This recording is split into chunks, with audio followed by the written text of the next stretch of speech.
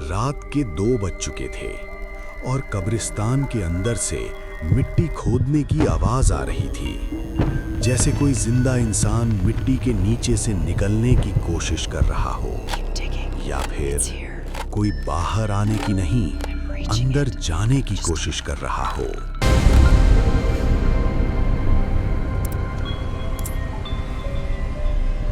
ये कहानी है हसन की, एक छोटे से शहर का पत्रकार जो हमेशा सच के पीछे भागता था, चाहे सच कितना ही खौफनाक क्यों ना हो। पिछले कुछ हफ्तों से कब्रिस्तान से अजीब खबरें आ रही थीं। कुछ कब्रें खुली मिल रही थीं और लाशें गायब थीं।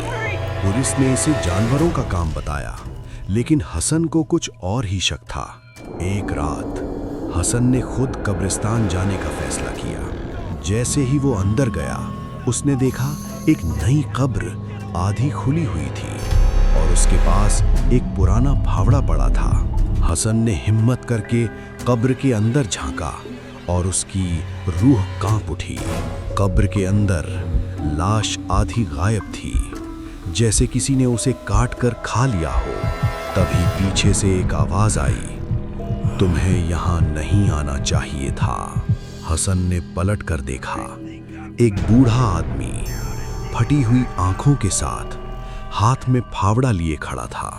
उसने धीरे से कहा, ये सब मैं करता हूँ। लाशों में एक अलग ही स्वाद होता है, जो जिंदा लोगों में नहीं। हसन भागने लगा, लेकिन उसे महसूस हुआ कोई उसका पीछा कर रहा है। तेज सांसें, मिट्टी की गंध और खून की हल्की सी बू। जैसे ही वो गेट तक पहुंचा, उसने देखा दरवाजा बंद था और पीछे वो आदमी अब अकेला नहीं था। अंधेरे से और लोग निकलने लगे, सबके चेहरों पर वही भूख, वही पागलपन। हसन समझ गया, ये सिर्फ एक आदमी नहीं, बल्कि एक पूरा गिरोह था जो सालों से ये सब कर रहा था, चुपचाप अंधेरे में। अगली सुबह हसन की रिपोर्ट कभी सामने नहीं आई और उसकी कब्र सबसे नई थी। और रात को उस कब्र के पास फिर से मिट्टी खोदने की आवाज आई। अगर तुम्हें लगता है कि ये सिर्फ एक कहानी है, तो आज रात किसी कब्रिस्तान के पास से गुजरना, शायद तुम्हें भी वो आवाज सुनाई दे।